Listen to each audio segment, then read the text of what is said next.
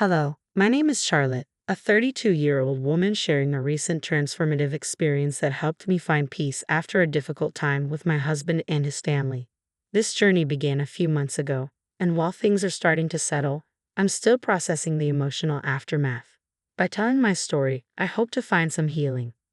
Rewind to 4 years ago when I took a big step in my life. I married my boyfriend, Benjamin. We met through mutual friends and spent 3 wonderful years together before deciding to marry. Benjamin was charismatic, always the life of any gathering, caring, generous, and coming from an affluent background with a successful career. His kindness felt boundless, and he loved to surprise me with thoughtful gifts. Our bond grew deeper over our shared love of travel, and my friends were genuinely happy for us. One generous gesture stood out. For my college graduation, Benjamin surprised me with a brand new laptop. I felt both grateful and slightly uncomfortable as it highlighted the financial gap between us. Benjamin, I'm just a student, I'd say, trying to broach the subject. I can't keep up with this level of spending. Let's at least split some costs. But he would just smile, shrugging off my concerns, assuring me that it was normal for him to spoil me just as his friends did with their partners. Eventually, I accepted his gestures, though I always contributed however I could. Once I landed a good job after graduation, I was excited to reciprocate his generosity. We began splitting expenses more evenly, even discussing the idea of moving in together. One day, Benjamin suggested, "Why don't you move in with me? I inherited my grandfather's house, so there's no rent. We can share the other costs to keep things fair." Although I was a bit hesitant, he convinced me it would be best for both of us. With that, we started a new chapter together, balancing our finances in a way that reflected our different income levels. Then came the moment to meet Benjamin's family, who lived far from us. Because of his work commitments, I found myself hosting his family alone. Before their visit, Benjamin warned me they could be judgmental but didn't offer much detail, only advising me to smile and not to take any hurtful comments personally. Hoping for a pleasant encounter, I prepared for their arrival. But from the moment his parents and sister walked through the door, the atmosphere felt tense. Their disapproval became obvious, voiced openly. "So, you're the woman Benjamin's been seeing," his mother, Susan, remarked, casting a scrutinizing glance around. "I didn't expect you'd be living here. Do you pay rent?" Trying to maintain my composure, I explained, "The house is fully paid for by Benjamin, but we share all other expenses equally." Susan didn't seem satisfied. "Just because the house is paid for doesn't mean you can freeload," she retorted. "This is Benjamin's house, not yours. Remember that." Her words were cutting, and the conversation only became more uncomfortable. Benjamin's sister, Kelly, wasn't any warmer. She barely spoke to me, instead making pointed references to her marriage to a billionaire, perhaps to establish her perceived superiority. My attempts to connect with her were met with dismissive responses.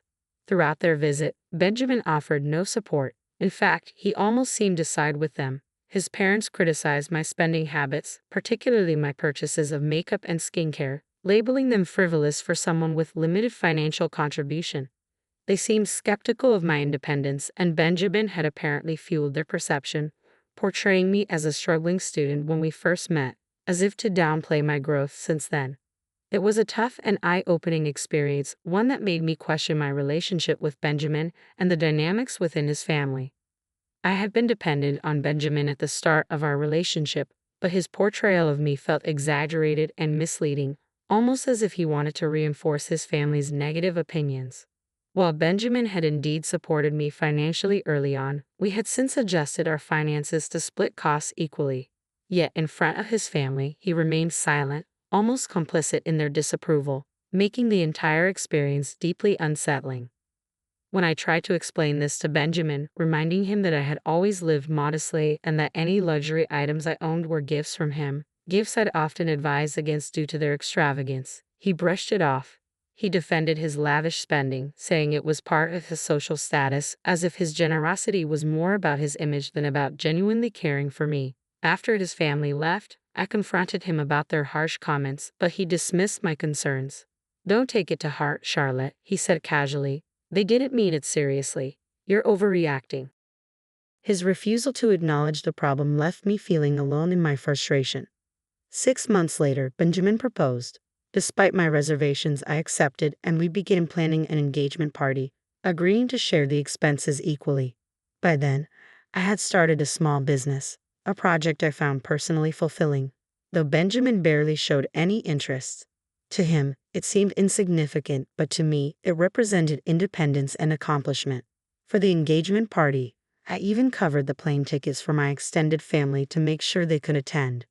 But as soon as the celebration began, familiar criticisms emerged. "You shouldn't have spent so much on this party, Charlotte," Susan chided. "You're draining Benjamin's funds before you're even married. At this rate, you'll end up with a backyard wedding."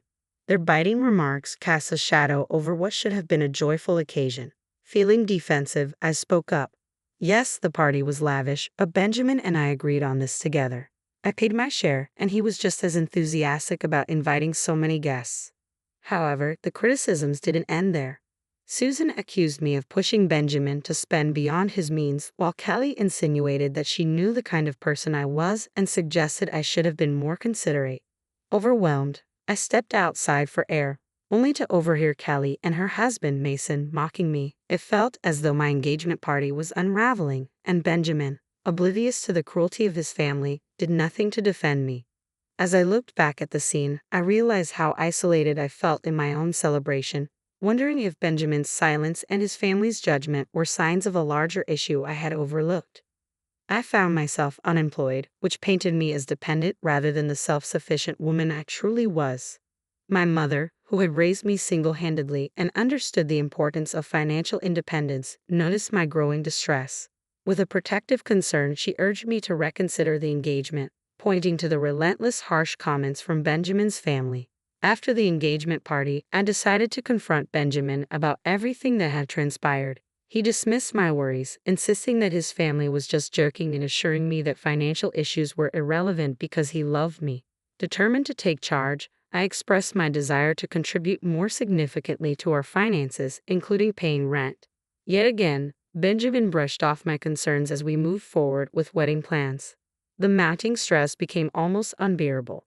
Benjamin's parents were relentless, criticizing every decision I made and accusing me of putting financial strain on their son. Their constant scrutiny made the engagement period a living nightmare. I explained that everyone, including my mother, was contributing to the wedding expenses, but Susan harshly accused me of exploiting Benjamin, labeling me a gold digger.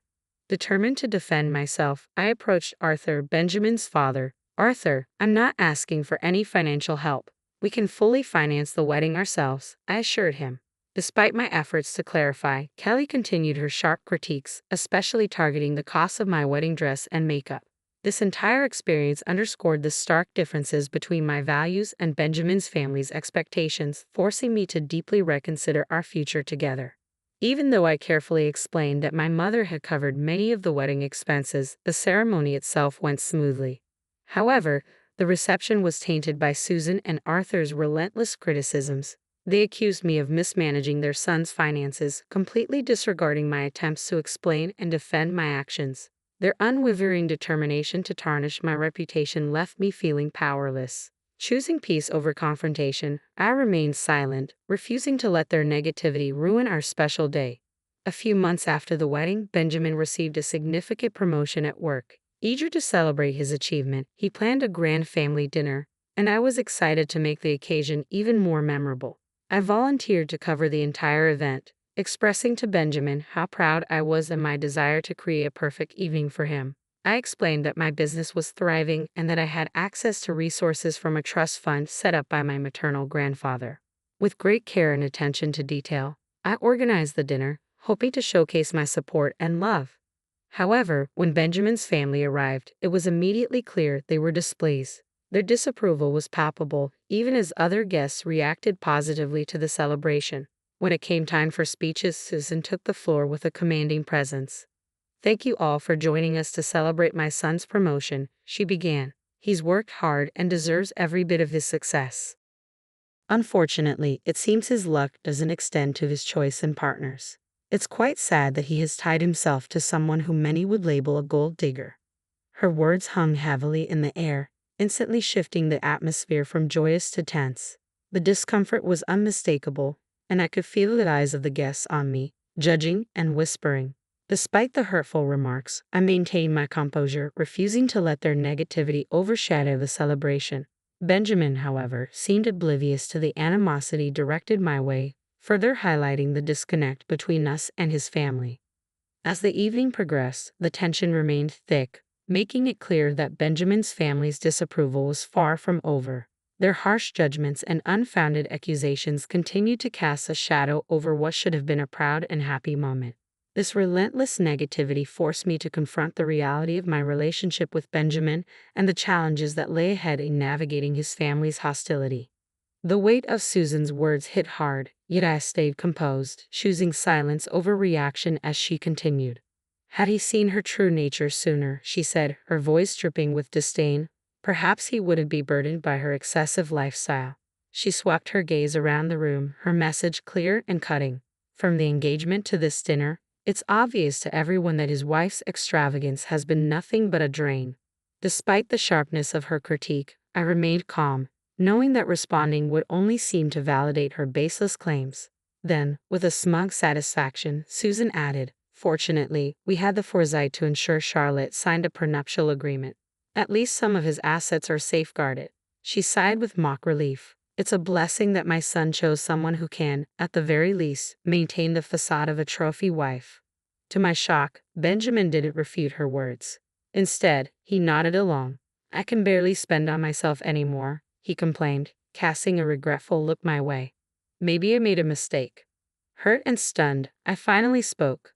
"Do you really think I'm a gold digger?" I asked, my voice steady but laced with hurt. Benjamin's response was biting. "Your lifestyle," he said coldly, "has been damaging to my bank account." Taking a deep breath, I decided to confront the accusation directly. "Since everyone here seems to believe that I'm a gold digger, maybe I should show you my bank balance," I declared. "I'm financially independent, and I don't need anyone's money." My statement was met with silence and disbelief, but I continued. Susan's gaze narrowed. "Did you steal my son's money?" she accused. To my shock, Benjamin added, "She must have taken it somehow." Holding my composure, I replied, "I don't need to steal from your son. I earn my own income, and I recently accessed a trust fund left by my grandfather. I was planning to use it to buy us a bigger house as a surprise, but under these circumstances, that seems unnecessary now." Benjamin looked at me, missing the tension entirely. "We could still get the house. It would be a wonderful gift." But I was resolute. "This is not happening," I said firmly.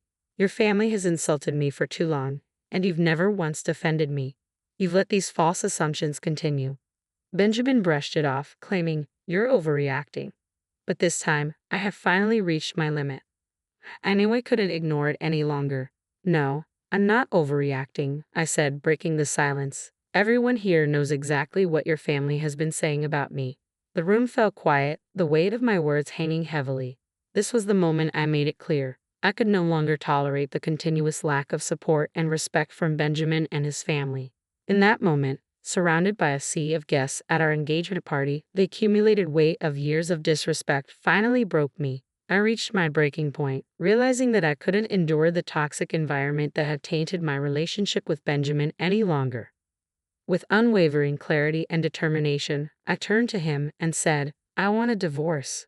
As Benjamin stumbled over words of protest, my mother stepped in firmly. "You've never defended my daughter," she stated, her voice calm and resolute. "It's time she leaves this toxic relationship for good." Without another word, we left the party, the murmur of shocked guests behind us. My decision was final. My mother's unwavering support closed this painful chapter in my life. That night, I returned to our shared home, packed my belongings, and ignored Benjamin's calls. I muted my phone and sought refuge at my mother's house. The very next day, I contacted my cousin, a lawyer, to begin the divorce proceedings. With a prenuptial agreement already in place, I knew it would be a straightforward process that would safeguard my assets. But things escalated when Benjamin and his family showed up at my mother's doorstep, demanding to speak with me. My mother, ever the pillar of strength, instructed them firmly to leave. Meanwhile, Benjamin's messages swung wildly between tearful apologies and unsettling threats, all of which I documented. If necessary, I was prepared to seek a restraining order. At one point, he even tried to confront me at my office, but security escorted him out after I alerted them. This incident only reinforced my resolve. I decided to step away not just from my relationship but also from my job. My thriving business meant I no longer needed the position, and I was ready to prioritize peace and dignity over wealth. I handed in my resignation that day, determined to move forward. A week later, I served the divorce papers to Benjamin at his workplace, only to learn that he'd already heard about my resignation. Former colleagues informed me that he continued to reach out, sending flowers and gifts to my mother's house. But I remained resolute, fully committed to starting anew. With my mother's unwavering support, I found a new refuge, a quiet home in a neighboring state where I could start fresh, free from the shadows of my past. As I awaited the finalization of the divorce, the judge expedited the proceedings thanks to our clear prenuptial agreement. During the 6 months of our separation, I took time to regroup and mentally prepare for the next chapter. I settled comfortably into my new home, changed my phone number to break contact with Benjamin, and began to savor the tranquility and independence of my new life. Occasional updates trickled in, revealing that Benjamin's life was unraveling. He blamed his parents for our divorce and struggled professionally as colleagues distanced themselves and his superiors frowned upon the drama he brought to his workplace.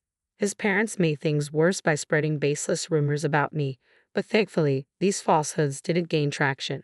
In stark contrast, my life flourished. I threw myself into expanding my business and embraced the freedom and possibilities that came with my newfound autonomy. Slowly, I began to socialize again and cautiously stepped back into the dating scene. Though Benjamin's behavior had left scars, I remained optimistic, hopeful that I could heal and eventually find someone who would truly value and respect me. The hardship I endured because of Benjamin's actions had caused me immense pain, but it had also forged a newfound strength within me. Moving through and beyond these challenges propelled me into a future brimming with opportunities and personal growth. I now look forward to what lies ahead, confident in my resilience and clear on what I want in relationships and in life itself.